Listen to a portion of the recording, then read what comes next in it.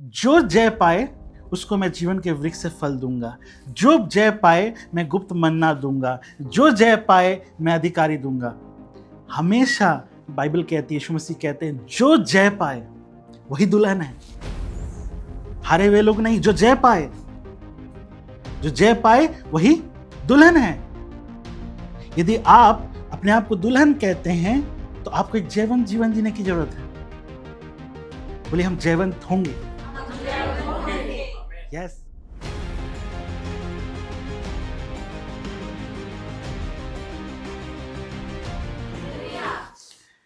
आप सबका फिर से स्वागत है यीशु मसीह के नाम से।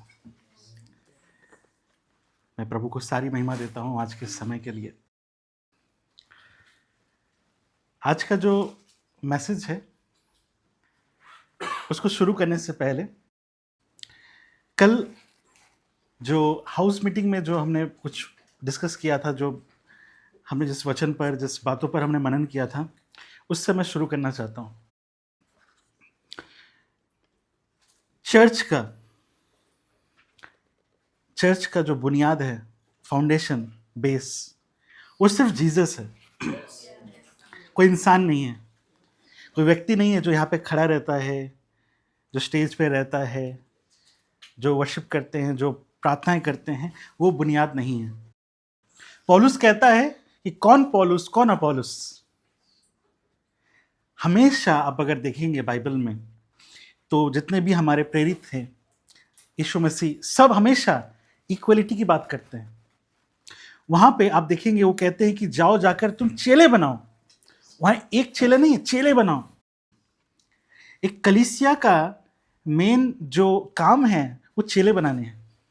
एक चेला नहीं, ऐसा नहीं कि एक चेला है और बाकी सब हमेशा निर्बल और कमजोर है, ऐसा नहीं है। बाइबल कहता है कि हम ना, चर्च जो है, हम लोग अलग अलग अंग है बॉडी के। हाथ नहीं कह सकता है कि मैं बॉडी हूं, पैर नहीं कह सकता मैं बॉडी हूं। हम सब मिलकर एक बॉडी बनते हैं और उसका हेड कौन है? जीसस। तो ये बहुत जरूरी है कि छोटा से छोटा जो अंग है उसको भी हम वो महत्व सिखाएं कि how important you are in the church. Body of Christ में आपका क्या महत्व है, आपकी क्या इंपॉर्टेंस है, ये जानना बहुत जरूरी है। आपको ये बहुत जरूरी है कि आज आप अपने आप को जांचें कि आप क्या सुनते हैं और क्या फॉलो करते हैं। हमेशा वचन को पढ़ना, उसको समझना, यही अपने जीवन का आधार बनाए। वचन से बाहर मत आए।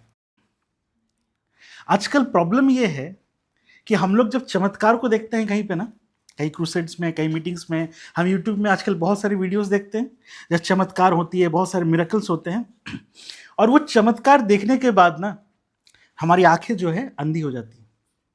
उसके बाद वो जो प्रचारक है कुछ भी बोले, हम उस पर ध्यान नहीं देते, हम जज ही नहीं करते कि वो परखते नहीं है कि वो सही बोल रहा है कि नहीं। एक सच्चे प्रभु के दास की पहचान होती है, पहला, कि वो जो वर्ड ऑफ गॉड है उसको कैसे रिप्रेजेंट कर रहा है। क्या उसने प्रभु को सामने रखा है या अपने आप को सामने रखा है? ये बहुत जरूरी है।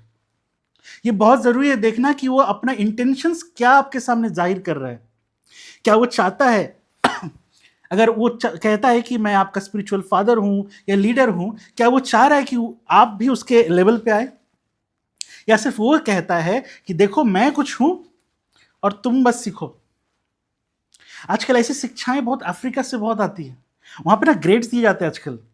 पास्टर्स कहते हैं मैं इस ग्रेड का हूं, कोई पास्टर बोलता है मैं इस ग्रेड का हूं। लेकिन जितनी भी सेवकाई है ना, अपोस्टल का हो गया, पास्टर का, टीचिंग का, सब हमारे लिए है, पवित्र लोगों के लिए है। बाइबल कहती है पवित्र लोगों के लिए। पवित्र कौन है? जो इस लहू से धोया गया है, आप और हम। समझ रहे हैं? इट्स वेरी इंपॉर्टेंट कि आप अब जांचें कि आप क्या देख रहे हैं, क्या सुन रहे हैं। भरमाए ना जाए। ये अंत समय है।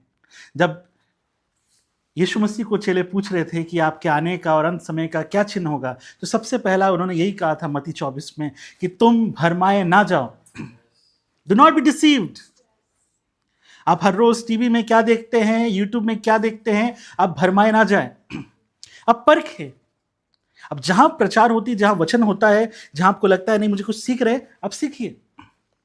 बट आप जब मसीह में है, जब आप विश्वास में आप आगे बढ़ रहे हैं, तो ये बहुत जरूरी है कि हम अपना आधार ना चमत्कार पर नहीं रखें, वचन पे रखें, प्रभु पे रखें। क्योंकि कहीं पे चमत्कार होगा नहीं होगा, लेकिन परमेश्वर का वचन हमेशा ठहरा रहता है, वो हमेशा अनंत काल तक बना रहता है, और वो वचन ही हमें बदलता है। अगर इब्रानियों में आप पढ़ेंगे, वहां लिखा है जो परमेश्वर का वचन है वो दो धारी तलवार है, और वो वचन ही जब आप सुनते हैं ना, वचन जब आपके हृदय में जाता है वो काम करता है। बाइबल में चमत्कार को बीज नहीं बोला गया है, वचन को बीज बोया गया है। जो छोटा है जो फलवंत होता है। यीशु मसीह कभी नहीं कहते चमत्कार को देखो। आप बाइबल में देखेंगे यीशु मसीह चमत्कार करते थे, लोग पीछे आते थे, एक ही इंटेंशन था, ताकि उनको वचन सुना सके। समझ रहे? हमारा आधार कौन है? यीशु मसीह, परमेश्वर का वचन। समझ रहे हैं? यस। आज जो मैं जिस पे मैं स्टडी कर रहा था वो है विक्टोरियस लाइफ ऑफ जीसस, यीशु मसीह के जयवंत जीवन को। यदि हम यीशु मसीह के जीवन को हम देखते हैं, बाइबल कहती है कि यीशु मसीह जो है 100% इंसान थे और 100% खुदा थे। करेक्ट? हम विश्वास करते हैं। अब क्या है, अधिकतर मसीह या अधिकतर संसार के लोग यीशु मसीह को पता है कितना जानते हैं? सिर्फ 6 घंटा के लिए, वो जब क्रूस पे था। हम जब आप बात करते हैं ना जब यीशु मसीह को, तो हमारे वही चित्र आता है, क्रॉस। हालांकि दैट्स द अल्टीमेट सैक्रिफाइस वो हमारे लिए किया है, लेकिन एक मैच्योर मसीह के लिए, एक मैच्योर क्रिश्चियन के लिए, जब वो प्रभु में आगे बढ़ता है, जब उसको जीवन में एक उन्नति चाहिए, तो सिर्फ वो 6 घंटे देखने से नहीं चलेगा। आपको 30 साल देखना होगा कि वो किस तरह जिया है, और वही चाबी है हमारे जीवन का। हम जब उसके जीवन में देखते हैं, तो हम उसके जीवन में हम देखते हैं कि वो हमेशा हमेशा एक विक्टोरियस लाइफ जिया है। अगर आप इब्रानियों 15 अध्याय में देखते हैं, तो उसमें 4 अध्याय के 15 वचन में लिखा है, जिस पहले हमने जब पढ़ा आज मीटिंग के स्टार्टिंग में, कि हमारा एक ऐसा महायाजक है जो हमारी तरह हर एक अभिलाषा और टेम्पटेशन से गुजरा, लेकिन वो जयवंत हो, वो पाप में नहीं पड़ा। यीशु मसीह हर जगह वो ऐसे थे, वो हम जिस तरह प्रॉब्लम्स में पड़ते हैं ना, जिस तरह टेम्पटेशंस अभिलाषाओं में पड़ते हैं, वो भी उसमें पड़ते थे, लेकिन कभी भी वो पाप में नहीं गिर पाए। ये है वो विक्टोरियस लाइफ। और आज हम बहुत कोशिश करते हैं जीतने के लिए, कुछ विक्ट्री पाने के लिए। मैंने अपने लाइफ में देखा है, मैं बहुत सारी चीज़ों में खुद से बहुत ट्राई करता हूँ, हर बार गिरता हूँ, हर बार बोलता हूँ कि प्रभु माफ़ कर दे। 10 साल हो गए।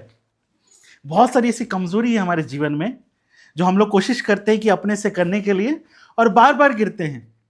कोई है मेरी तरह जो कुछ कमजोर है कुछ चीज़ों में, और बार बार बोलते हैं सॉरी लॉर्ड अब नहीं करेंगे, फिर गिर जाते हैं। पता है क्यों? क्योंकि हम कोशिश करते हैं। कोई मनुष्य अपने बल के द्वारा प्रबल नहीं हो सकता। कोई मनुष्य अपने बल के द्वारा प्रबल नहीं हो सकता। एक चाबी है, वो है यदि हम यीशु मसीह के इनसाइड लाइफ को अगर देखें, और वो लाइफ जब हमारे अंदर आए, वो जो विक्टोरियस लाइफ अगर हमारे अंदर आए, वो विजयी जीवन अगर हमारे अंदर आए, तो हम लोग विक्टोरियस लाइफ जी सकते हैं। यीशु मसीह का वचन कहता है, यीशु मसीह कहते हैं कि मैं दाख लेता हूं, तुम डालियां हो, यदि तुम मुझ में बने रहो तो मैं तुम में बना रहूंगा। ये बहुत जरूरी है कि उनका जो इनसाइड लाइफ है ना, सिर्फ क्रॉस नहीं, सिर्फ 6 घंटे का जीवन नहीं, वो इनसाइड विक्टोरियस लाइफ जो है ना, वो हमारे अंदर आना चाहिए, और हमारे अंदर जो है उससे जुड़ना चाहिए, तभी हम जयवंत हो पाएंगे। हालेलुया। आज हम देखेंगे कि किस तरह हम एक जयवंत जीवन जी सकते हैं, लेकिन उससे पहले हम चाहते हैं थोड़ा हम यीशु मसीह की ओर देखें कि किस तरह वो जयवंत था। आप उसके जीवन को देखेंगे, पिलातुस भी कहता है कि इसमें कुछ भी गड़बड़ नहीं है, कुछ भी गलत बात नहीं है, टेम्पटेशन साहिब कुछ भी उसमें गलत नहीं दिखा। हालेलुया। वो 12 साल का था जब उसके माता पिता ने उसको पाया कि वो मंदिर में बैठा था, वो बड़े बड़े जो टीचर्स उसके साथ डिबेट कर रहा था, और फिर बाइबल कहती है वो 18 साल तक अधीन था माता पिता के। समझ सकते हैं, एक बच्चा जो इतना ज्ञान में भरा हुआ है, इतना नॉलेज में बड़ा हुआ है, 12 साल का, लेकिन वो क्या चूज करता है कि वो अधीन रहेगा अपने माता पिता का। वो 18 साल तक अपने माता पिता के अधीन रहा। उसको बहुत कुछ पता था, लेकिन वो ये सीखा कि मुझे अधीन रहना है। वो हर जगह आप देखेंगे यीशु मसीह को, वो सबमिसिव था अपने जीवन में, अधीन था। ये अधीनता की आत्मा ही विक्टोरियस आत्मा है। अगर आप अधीन रहेंगे तो विजयी होंगे। यीशु मसीह के जीवन से हम सीखते हैं। आजकल हम देखते हैं बच्चे थोड़े से जान जाते हैं तो पेरेंट्स के अधीन नहीं रह पाते। We should always be submissive to parents. We should obey always to parents. चाहे कुछ भी हो जाए, चाहे जितना भी हमें नॉलेज हो। क्या होता है ना, पेरेंट्स और बच्चों में ना जनरेशन गैप होता है। तो पेरेंट्स बहुत कुछ नहीं जानते टेक्नोलॉजी, बच्चे बहुत जानते हैं। तो हमें अभी लगता है ना कि बहुत प्राइड है। मैं अभी भी मम्मी पापा को बोलता हूँ, अरे यार आप कुछ नहीं जानते हो, मैं बहुत जानता हूँ।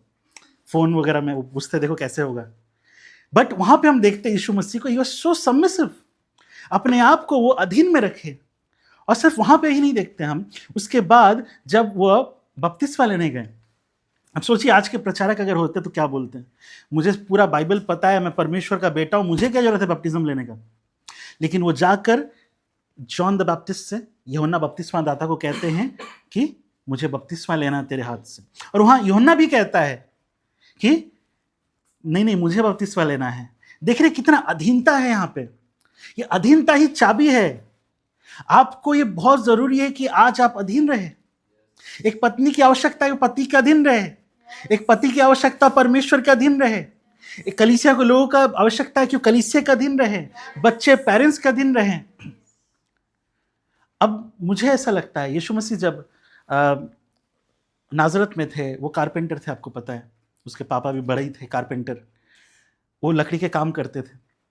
अब मान लीजिए अगर वो उस काम में ईमानदार नहीं रहते और उसके बाद जब वो बैप्टिज्म के बाद प्रचार करने के लिए उठते तो क्या बोलते लोग, अरे तुम मेरा पैसा लौटाओ, तुम प्रचार करने उठाए, मेरा सोफा सही से डिलीवर नहीं किया, मेरा बेड सही से नहीं बनाए और तुम चले गए प्रचार करने।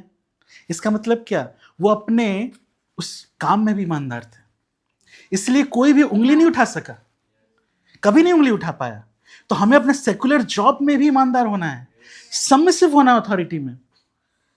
यदि आप सबमिसिव होना सीखेंगे, मतलब अधीन होना सीखेंगे, तो आने वाले दिनों में प्रभु आपको अधिकारी बनाएगा। चाहे आपका व्यक्तिगत जीवन हो, आत्मिक जीवन हो, या आप संसार में जो प्रभु ने काम दिया है। वो प्रभु था, वो पिता, वो एकलौता पुत्र था परमेश्वर का, वो ज्ञान से भरा हुआ था, लेकिन उसने ये चुना कि वो ईमानदारी से काम करे, वो सबमिसिबल रहे पेरेंट्स के, और उसके बाद वो प्रचार में गया। आज सिस्टम और दूसरा है। आज थोड़ा ज्ञान आ जाता है, लगता है कि नहीं अब काम नहीं करेंगे, अब प्रचार ही करेंगे। कुछ काम नहीं है तो चलो पास्टर बन जाते हैं, विदाउट नो सेकुलर नॉलेज। इसके बाद हम देखते हैं कि जब टेम्पटेशंस आए उसके जीवन में, 40 दिन पहले उसके पिता ने कहा, परमेश्वर ने कहा कि ये मेरा प्रिय पुत्र है? उसके 40 दिन के बाद शैतान आके क्या बोलता है उसको, यदि तू परमेश्वर का पुत्र है तो पत्थर को कह दे कि रोटी बन जाए। हालेलुया। कुछ गौर कर रहे हैं यहां पे, परमेश्वर ने जो उस बात को कहा उसको, उसी को डाउट कर रहा है शैतान। परमेश्वर जो भी बात आपको कहता है ना, जो प्रॉमिसेस आपको देता है, जो वाचाएं आपको देता है, उसी को डाउट में लाता है शैतान। अगर परमेश्वर कहता है यू आर हील्ड, तुम चंगे हो गए हो, शैतान वही आएगा, तुम सच में चंगे हो गए हो, तुम्हें तो रात में दर्द हो रहा था, तुम क्या गवाही दोगे, नहीं दोगे? हमेशा डाउट, हमेशा डाउट क्रिएट करता है। आप अगर यीशु मसीह के उस टेम्पटेशंस को देखें, 3 जो परख है, पहला क्या था, पत्थर को रोटी। शैतान को पता था वो क्रिएटर है, और उसको तब क्या जरूरत था, खाना, करेक्ट, उसी में टेम्प्ट किया। दूसरा क्या था, उसको वहां पे खड़ा किया मंदिर के ऊपर और बोला अपने आप को गिरा दो। शैतान को पता था ये मरने के लिए आया है, शैतान को पता था वो मरने के लिए आया है, इसलिए बोलता उधर क्यों, शॉर्टकट है ना, मर जाओ इधर, तुम्हें उठा लेगा। उसके बाद कहाँ लेके गया उसको, पहाड़ के ऊपर। उसको क्या दिखाया, पूरा संसार दिखाया। उसको पता था ये मरेगा, जी उठेगा, पूरा संसार को अपने हाथ में लेगा। यीशु मसीह कहते हैं ना, ढारस बांधो, मैंने संसार को जीत लिया है, और वहीं पे वो शॉर्टकट। तो जहां पे भी परमेश्वर आपको कुछ वादा करता है, कुछ बोलता है, वहीं पे शैतान आएगा चैलेंज के लिए। लेकिन यहाँ पे यीशु मसीह क्या कहते हैं कि मैं कुछ भी काम अपने पिता के मर्जी के अलावा नहीं करूंगा। देख रहे हैं, फिर भी समर्पण, ये बहुत ब्यूटीफुल जीवन है उसका, समर्पण का। और यही चाबी है, चाबी यही है कि समर्पण का जीवन। अब ये हमेशा दिमाग में रखना है कि हम कुछ भी अपने पिता की इच्छा के अलावा कुछ नहीं करेंगे। एक प्रचारक का, एक लीडर के जीवन में भी होना चाहिए कि प्रभु के दास के जीवन में, चाहे हमें कम पैसा मिले, छोटे घर में रहे, कोई दिक्कत नहीं है, लेकिन हम पिता के अगेंस्ट में जाकर हम कोई भी धन नहीं कमाएंगे। हर एक मसीह के जीवन में होना चाहिए कि हम जो पैसा कमाते हैं वो उसकी मर्जी के हिसाब से होनी चाहिए। चाहे थोड़ा भी मिले कोई बात नहीं, ईमानदारी का खाएंगे। हालेलुया। इसके बाद आप देखते हैं कि उसके पास वो फरीसी आए उसको परखने के लिए, कुछ नहीं मिला। फिर उसके बाद लोग आए उसको राजा बनाने के लिए, वो भाग गया। उसको पता है ये सब नहीं करना है, प्राइड में नहीं आना है। फिर आप बाइबल में देख सकते हैं सारे जितने भी पापी लोग के साथ था, नाजरत से आया था। सबसे पहली बात तो नाजरत से आया था, जहां पे हमेशा पाप और हर प्रकार के सिंस हैं, बट वो पाप में नहीं गिरा। इसके बाद बाइबल कहती है कि वो क्रूस पर अपने प्राण को दिया। वो गतसमनी में जाकर दुआ किया। पता है क्या दुआ किया? मेरी नहीं पिता, आपकी इच्छा पूरी हो। वो कभी भी अपने टेम्पटेशंस में ना पड़ के पिता से दूर नहीं गया। वो पता है कहां पे क्रूस पे चढ़ाया गया? जो जगह का नाम पता है क्या है? उसको खोपड़ियों का पहाड़ कहा जाता है, गलगोता, जहां पे उसको क्रूस पे चढ़ाया गया। खोपड़ियों का पहाड़। आज हमें अपने इस खोपड़ी में मरना है, मेन यही है टेंशन। यहाँ पे मरने से ही हम आगे विल पे जी पाएंगे परमेश्वर की इच्छाओं पर। तो उसके बाद अगर हम देखते हैं, वो हर एक चीज़ों में, टेम्पटेशंस में, हर एक चीज़ों में वो जय पाया। कितना अद्भुत है ना वो परमेश्वर। वो हमें एक ऐसा एक एग्जाम्पल देके गया कि वो कभी भी किसी भी टाइम में वो अधीनता से बाहर नहीं आया है। अधीनता ही मेन चाबी है। आपको अधीन रहना सीखना होगा। आगे हम जानेंगे कैसे कर सकते हैं इसको। सुनने में टफ लगता है ना कि अधीन रहना हो, बहुत कोई सोचता है ना अधीन रहना मतलब वो हमें मुझे नीचा होना पड़ेगा, ह्यूमिलेट होना पड़ेगा। ऐसा नहीं है। आज अगर आप अधीन रहेंगे तो कुछ सीखेंगे जीवन में। आज अगर अधीन रहेंगे तो आने वाले दिनों में आप उस चीज पे कमांड ले पाएंगे। हालेलुया। क्या हम यीशु मसीह के लिए जोरदार ताली बजा सकते हैं? वो हमारे लिए मारा गया। हालेलुया। पता है जब परमेश्वर ने आदम को बनाया, इंसान को बनाया, तो उसने अपने स्वरूप बनाया था हमें और कहा कि तुम इस संसार के हर एक जीव जंतु के ऊपर तुम अधिकार करोगे। लेकिन मनुष्य का परमेश्वर के प्रति अधीन नहीं होने की वजह से, पाप में गिरने की वजह से मनुष्य इतना नीचे चला गया, वो जो जानवर से भी नीचे चला गया। दूसरे शब्दों में मैं कहूं तो हम परमेश्वर का घर थे, लेकिन हम शैतान का घर बन गए, है ना। मैं ये मानता हूं कि हम पहले शैतान का घर थे, लेकिन हमारा प्रभु इतना दयालु है, वो हमसे भी नीचे गया। जो चीजें हमें करनी थी वो उसने किया, सब कुछ सहा, और हमें सिर्फ रिवाइव ही नहीं किया, हमें उठाया भी नहीं, हम लोग को जोड़ दिया परमेश्वर के साथ। आज हम उस शैतान के घर से फिर से परमेश्वर का घर बने हैं। यदि आपको चमत्कार देखना है ना कभी अपने लाइफ में, तो आप जाकर आईने में अपने आप को देखें कि आप क्या थे और क्या है आज। आप पीछे अपने 10 साल को देखें, 5 साल को देखें कि आप जिन चीजों के लिए आप दुआ कर रहे थे ना, आज वो सब आपके पास है। खुदा ने आपकी जरूरतों को पूरा किया है, आपके नेचर को बदल रहा है वो हर दिन। इससे बड़ा चमत्कार क्या हो सकता है? हालेलुया। और ये प्रभु के वचन के द्वारा है। वो कभी नहीं छोड़ता हम लोग को, वो हमेशा हमारे साथ बना रहता है। हम गिरते हैं फिर भी हमें थामे रखता है, वो हमें संभालता है, हमें तैयार करता है, और हर दिन हमें परफेक्ट बना रहा है। परफेक्ट नहीं हुए हैं लेकिन हर दिन बना रहा है, ताकि जब वो आए तो हम जा सके उसके साथ। हालेलुया। क्या हम उसके जीवन को एंजॉय कर सकते हैं, रिजॉइस कर सकते हैं, ताली बजा सकते हैं? क्या काफी नहीं है हमारे जीवन में? हमारा जो उद्धार करता है वो इतना कुछ किया हमारे लिए। क्या हम एक वर्शिप कर सकते हैं, फिर आगे बढ़ेंगे? हालेलुया। मनीष भाई प्लीज एक वर्शिप करें। Thank you Lord, thank you Jesus. Hallelujah. वो महान है पिता, हमेशा उसमें आनंदित रहे। यदि आप उसमें जुड़ा रहेंगे, हम गाएंगे वो मौजूद है यहाँ, हम गाएंगे उतरा है यहाँ, हम गाएंगे मौजूद है यहाँ, हम गाएंगे गाएंगे गाएंगे, हम गाते जाएंगे गाएंगे गाएंगे, हम गाते जाएंगे उसकी हज़ूरी में गाते जाएंगे। यीशु उतरा है यहाँ, हम गाएंगे वो मौजूद है यहाँ, हम गाएंगे। यीशु उतरा है यहाँ, हम गाएंगे वो मौजूद है यहाँ, हम गाएंगे गाएंगे गाएंगे, हम बढ़ते जाएंगे गाएंगे गाएंगे, हम गाते जाएंगे उसकी हज़ूरी में गाते जाएंगे। यीशु उतरा है यहाँ, हम गाएंगे वो मौजूद है यहाँ, हम गाएंगे वो मौजूद है यहाँ, हम गाएंगे। Yes Lord, thank you. हम गाएंगे यीशु मसीह की जय, हालेलुया। क्या आप पिता का प्रेम को महसूस कर पा रहे हैं? ये बहुत ज़रूरी है कि हम अपने पिता के प्रेम को महसूस करें। वो दया का सागर है।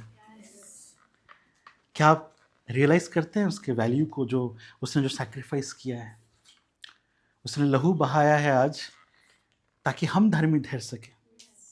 हम शैतान के घर थे, आज हम परमेश्वर का घर है। और आज हम इस बारे में बात करते हैं किस तरह में सिद्ध होना है, किस तरह पापों में जय पाना है। हम याजक बोलते हैं अपने आप को उसका बड़ा भाई बोलते हैं। बाइबल कहती है कि हम हियाव के साथ उसके सामने खड़े हो सकते हैं। वाह, ये बोल्डनेस उसने दिया है हमें, ये उसकी दया है। हम विजय से भी बढ़कर है, जो विक्ट्री होता है ना, विक्ट्री से भी बढ़कर, क्योंकि हमने कोई मेहनत नहीं किया इसके पीछे, कोई मजदूरी नहीं की, सब कुछ उसने किया है और उसने हमें दे दिया है। इसलिए हम विजेताओं से बढ़कर है। पता है दुल्हन कौन है? हम कलीसिया हैं, दुल्हन है। बाइबल कहती है दुल्हन वो है जिन्होंने जय पाया है। अगर आप रेवलेशन को पढ़ेंगे, प्रकाशित वाक्य को पढ़ेंगे, सातों कलीसियाओं को यीशु मसीह कहते हैं कि जो जय पाए उसको मैं जीवन के वृक्ष से फल दूंगा, जो जय पाए मैं गुप्त मन्ना दूंगा, जो जय पाए मैं अधिकारी दूंगा। हमेशा बाइबल कहती है, यीशु मसीह कहते हैं जो जय पाए वही दुल्हन है, हारे हुए लोग नहीं। जो जय पाए, जो जय पाए वही दुल्हन है। यदि आप अपने आप को दुल्हन कहते हैं तो आपको एक जयवंत जीवन जीने की जरूरत है। बोलिए हम जयवंत होंगे। यस, क्योंकि यीशु मसीह का जीवन हमारे अंदर से बहता है। हालेलुया। आप मेरे साथ हैं? उम्मीद करता हूं कि प्रचार के बीच में आराधना से आपकी नींद टूट गई होगी। अब से बीच बीच में ना वैसे आराधना करेंगे ताकि नींद ना आए। हाँ, अच्छा। अब मेन पॉइंट पे आते हैं। हम तो अब यीशु मसीह के जयवंत जीवन को देखें। अब सवाल ये आता है कि ब्रदर हम कैसे जयवंत हो सके? आप तो बहुत बोल रहे हो जयवंत की बातें, मैं तो देखता हूँ हर जगह मैं हारा हुआ हूँ, हर जगह हार रहा हूँ। क्यों ऐसा है कि हम वो जो कंटिन्यूअस हम एक जयवंत जीवन नहीं जी पाते? रीज़न क्या है कि हम बार बार हम पाप में गिरते हैं, बार बार हम निराशा में जाते हैं, बहुत जल्दी हम निराश हो जाते हैं। अब विश्वास करें, बहुत सिंपल आंसर है जो मैंने सीखा है इन दिनों। हम इसलिए जयवंत नहीं हो सकते क्योंकि अभी तक हमारी जो इच्छाएं हैं ना वो टूटी नहीं है, हमारे जो विल है वो टूटा नहीं है। हमारे जीवन में, हमारे शरीर में दो इच्छाएं नहीं चल सकती। दो इच्छाएं, एक परमेश्वर की और एक हमारी। हम अभी भी हम अपने इच्छाओं को मार नहीं सके हैं। इसका कारण यह है कि परमेश्वर की इच्छा हमारे जीवन में पूरी नहीं होती। समझ रहे हैं? हमारी इच्छाएं क्या है? मेरी इच्छा होती है कि मैं किसी की निंदा करूं, गॉसिप करूं, तब हमें रोकना है। नहीं नहीं, परमेश्वर नहीं चाहता। मेरी इच्छा ये होती है कि मैं कुछ गलत सोचूं, गलत कल्पनाओं को करूं, नहीं नहीं, परमेश्वर नहीं चाहते, मुझे नहीं करना है। मेरी इच्छा होती है कुछ गलत काम को करूं, कुछ ऐसे थॉट्स रखूं, कुछ ऐसे एक्शंस करूं, नहीं नहीं, परमेश्वर को पसंद नहीं है। क्या हम अपने आप को देखते हैं? हमारे अंदर अभी भी जो विल है ना, वो नहीं टूटा है। हमारी इच्छाएं अभी तक खत्म नहीं हुई है। जब तक हमारी इच्छाएं हमारे अंदर से नहीं टूटेंगी, हम जयवंत की जिंदगी नहीं जी सकते। आपको अलाउ करना होगा कि परमेश्वर आप अपनी इच्छा आपके जीवन में पूरी करे। आज आप मसीह में बहुत सालों से हैं, हो सकता है आप जिस लेवल पर जाना चाहते थे वहां नहीं जा पाए हैं। मैं भी आप में से हूं। द रीजन इज हमारे अंदर अभी भी अपनी इच्छाएं हैं, बहुत सारी इच्छाएं हैं। पता है, इस इच्छाओं को टूटने में ना दो चीजें हैं। बोली, दो चीजें हैं। पहला पता है क्या है? पहला है कि परमेश्वर हमेशा आपके मन में बात को डालेगा, कन्विक्ट करेगा, कंडेम नहीं करेगा। पवित्र आत्मा कन्विक्ट करता है कि मेरे बेटी, मेरे बेटे, ये बात ठीक नहीं है, ये सोच तुम्हारा ठीक नहीं है, ये देखना ठीक नहीं है, ये काम करना ठीक नहीं है, जो बोल रहे हो ठीक नहीं है। और दूसरा प्रोसेस, दूसरा पॉइंट है आपका चयन, आप क्या चूज करते हैं। परमेश्वर आपके मन में डाल देता है कि ये गलत है, लेकिन ये आपके ऊपर डिपेंड करता है कि आप उसको लेंगे या फिर अपनी इच्छा अनुसार चलेंगे। समझ रहे मेरी बात को? आपको ये देखने की आवश्यकता है कि ये ना दो, एक सिक्के की दो पहलू है। एक तरफ है परमेश्वर की इच्छा है, परमेश्वर बोलता है नहीं ये सही नहीं है, और एक तरफ आपकी इच्छा है, आपको सिलेक्ट करना है या फिर आपको हिसाब से चलना है। आप स्पिरिचुअली ग्रो करने के लिए परमेश्वर कुछ बातों को कहता है। आप किसी मीटिंग में जाते हैं, प्रचार को सुनते हैं, आपके मन में कन्विक्ट होता है कि नहीं, मैं इस जगह पे गलत हूं। परमेश्वर मना करता है कुछ बातों को कहने से, कुछ चीजों को देखने से, लेकिन मैं वो करता हूं। लेकिन जब परीक्षाएं आती है, परीक्षाएं मतलब उन चीजें जब हमारे जीवन में आती हैं, तब वो हमारे ऊपर निर्भर करता है उसको करे या ना करे। समझ रहे हैं? जीवन जीवन जीने का ये की है। अब आप बोलोगे ब्रदर कि ये तो मैं समझ गया, लेकिन मैं नहीं कर पाता हूं, नहीं हो पाता है। मैं जानता हूं ये गलत है, फिर भी मेरा मन करता है करने के लिए। हमेशा जो परमेश्वर का जो ग्लोरी है ना, उसकी महिमा हमारे अंदर में आए, उसको रोकने के लिए हमारे जीवन में तीन चीजें हैं जो हमारे जीवन में काम करती हैं। पहला तो ये है कि हम कुछ गलत सोचते हैं, फिर दूसरा है गलत बोलते हैं, और तीसरा है कुछ गलत करते हैं। इन तीन चीजों में अगर आप इन तीन चीजों को अपने अंदर जो है ना, उसको अगर एलिमिनेट करते हैं, आप काटेंगे ना, तो आपके अंदर परमेश्वर की उपस्थिति आएगा। लेकिन ये कैसे होगा? एक रास्ता है। अब गौर करके सुने मेरे बात को। अभी तक जितना आपने सुना, आप समझ गए ना? अब आपको एक जीवन जीने के लिए आपको अपनी इच्छाओं को मारने की आवश्यकता है, बट हम नहीं मार पाते, प्रैक्टिकल। बट अब कैसे होगा? पहला स्टेप, आपको यीशु मसीह को लेकर उस गत्समनी में जाना है। अपने आप को लेकर, यीशु मसीह को लेकर कहां जाना है? गत्समनी में जाना है, और यीशु मसीह के साथ ये दुआ करना है कि मेरी नहीं वरन आपकी इच्छा पूरी हो। आपने यीशु मसीह की प्रार्थना को सुना है गत्समनी में? वो क्या कहता है? ये कटोरा मेरे ऊपर से हटा दे यदि आपकी इच्छा है तो। ये प्रार्थना नहीं था ये कटोरा हटा दो, प्रार्थना ये था कि आपकी इच्छा पूरी हो। वो कटोरा क्या था जो हमने बात की? वो एक इंसान जो पाप में था, जो शैतान का घर था, जो हमारे ऊपर वो कटोरा आना था, लेकिन उसने लिया,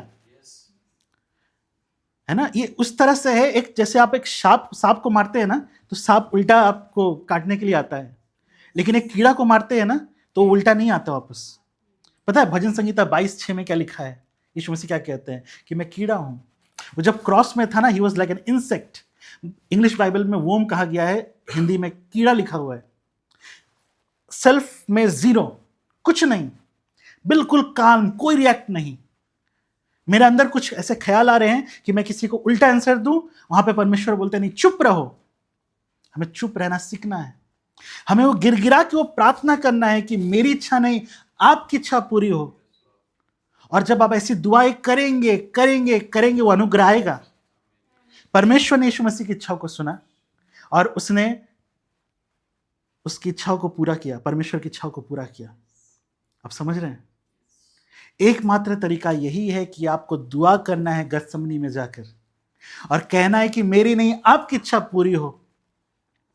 अगर आप परमेश्वर की जो काम है आपके जीवन में, इसके लिए अगर आप पूरे हफ्ते इस टॉपिक पे अगर आप प्रार्थना धन्यवाद देना कि आपने मुझे जीवन को बदला है, तो कम है।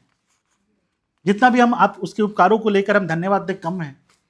अभी आवश्यक है कि आप अपने दुआओं में ये दुआ करें कि मेरी नहीं वरन आपकी इच्छा पूरी हो। लेकिन पता है बहुत लोग डरते हैं इस प्रार्थना से, लगता है कि अरे रे नहीं नहीं मेरी इच्छा पूरी नहीं होगी, तकलीफ होगा, कष्ट होगा। पता है टूटना क्या होता है प्रभु में? टूटने का अर्थ ये नहीं कि विपत्तियां आएंगी, बीमारी आएंगी, आपके जीवन खराब होगा, दुख होगा, ऐसा नहीं है। टूटने का अर्थ है कि आपकी इच्छाओं को मरना। आप मसीह में जब आते हैं ना, आपको पूरी तरह से अंदर से खाली करना है, तभी आप जीत सकते हैं। अगर कोई कहता है, आपको जवाब देता है, आपको गुस्सा करता है। मेरा एक बहुत गंदा आदत था कि मैं ना लोगों को अगर गुस्सा, कोई कुछ गलत किया, कुछ अगर मेरे अगेंस्ट कुछ करता है, मैं टॉन्टफुली बात करता हूं। मैं बहुत टॉन्टफुली बात करता हूं, ऐसे बोलता हूं कि शब्द ना लोगों के हृदय में बहुत करवाहट डालता है। तो जब मैंने ये जाना, तो परमेश्वर ने मेरे हृदय में कन्विक्ट किया कि नहीं, तुम्हें नम्रता से बात करना है, टेढ़ी बातें नहीं करनी है, तो किसी को ठेस ना पहुंचे। यीशु मसीह को लोगों ने कितने बुरा भला कहा, जलील किया, मारा, कुछ किया, शांत था। पिलातुस कहता है कि बताओ मेरे पास अधिकार है कि मैं तुम्हें छोड़ दूं। यीशु मसीह कहते नहीं, तुम्हारे पास अधिकार नहीं है जब तक पिता ना दे। तो हमें वैसे गिरगिरा के प्रार्थना करना है। अपना जो सेल्फ है ना, हर दिन अपने सेल्फ को मारना है। और इसमें सबसे पहला जो काम है वो दुआ करना है। और दूसरा क्या पता, जो फिजिकल जो टेम्पटेशंस आते हैं ना, सबसे पहले जो जवान से जो आप बातें करते हैं ना, उसको रोकना है। इसलिए यीशु मसीह ने सबसे अधिक महत्व पता किसको दिया है? उपवास को दिया है। मैं चाहता हूं आप मेरे साथ एक वचन खोले, दूसरा इतिहास, 2 क्रॉनिकल।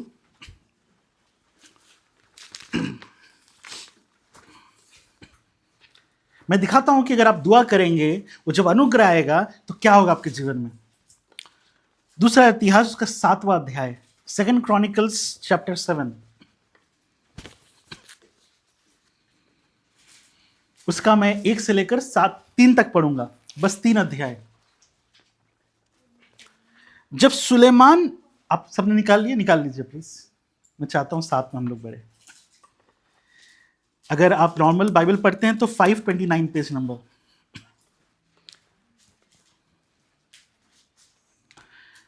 निकाल लिया आप सबने?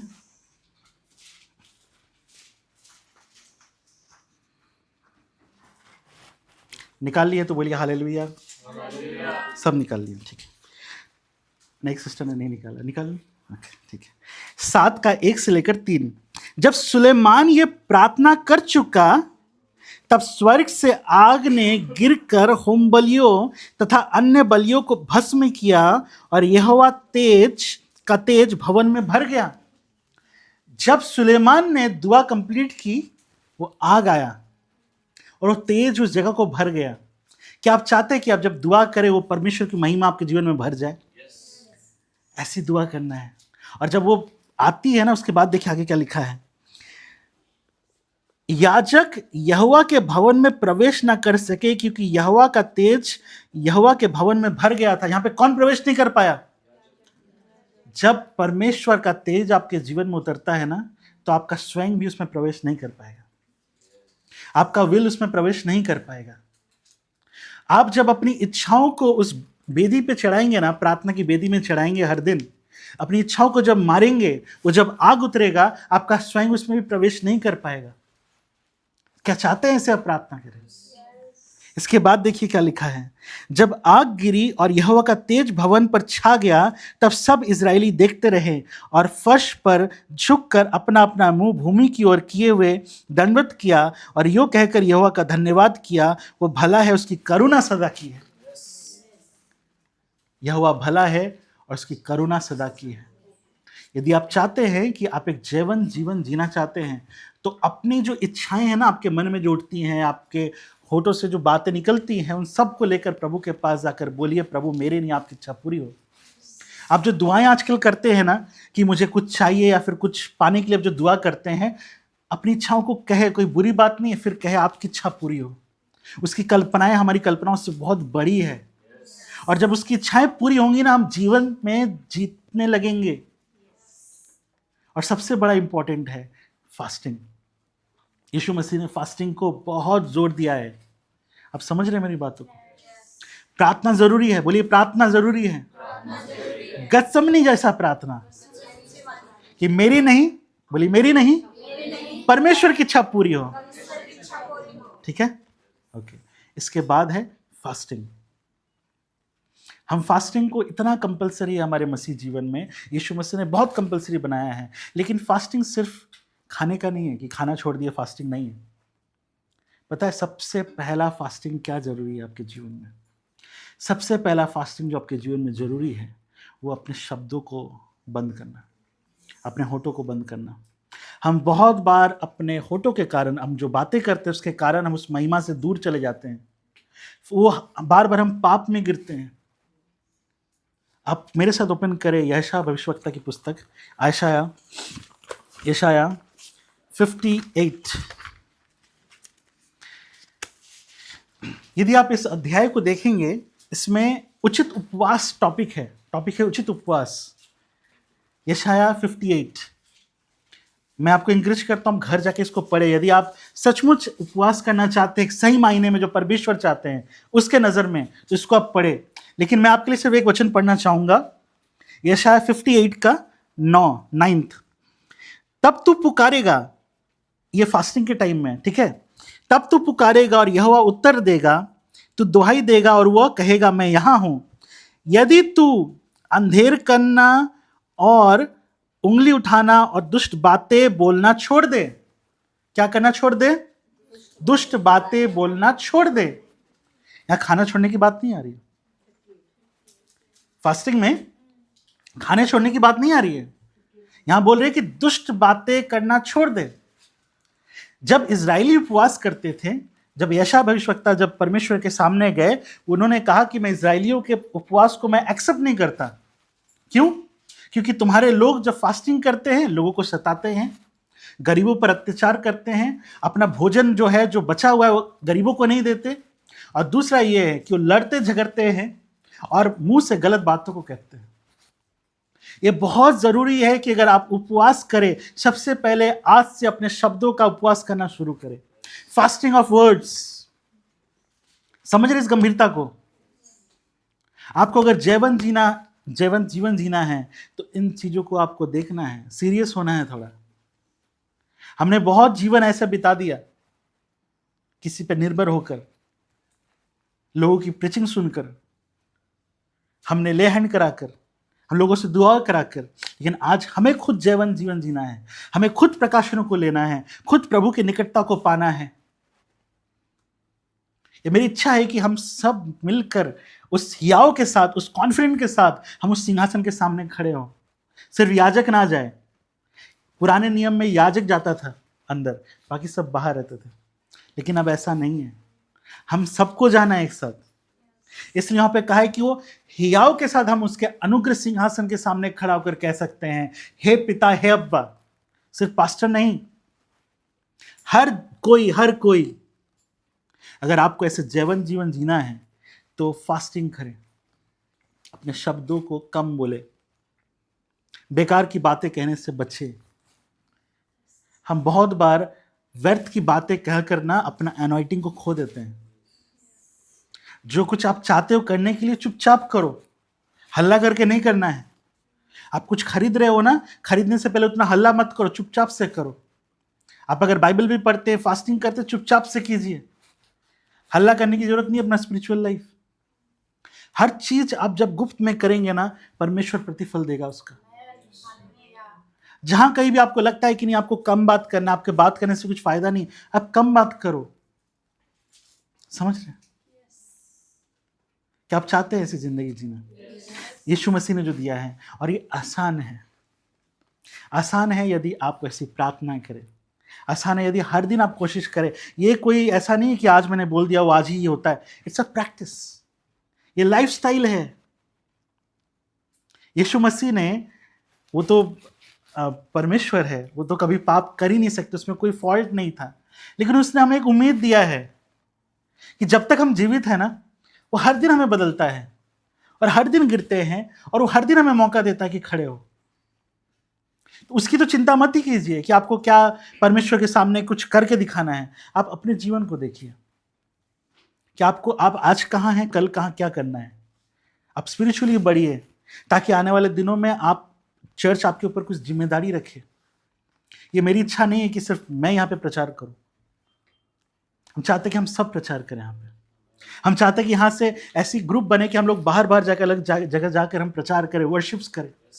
और इसीलिए आप देखेंगे हमारे फेसबुक पेज में हम हर दिन कुछ ना कुछ डालते हैं, सिर्फ एक व्यक्ति का नहीं, हर एक जन का। समझ रहे हैं?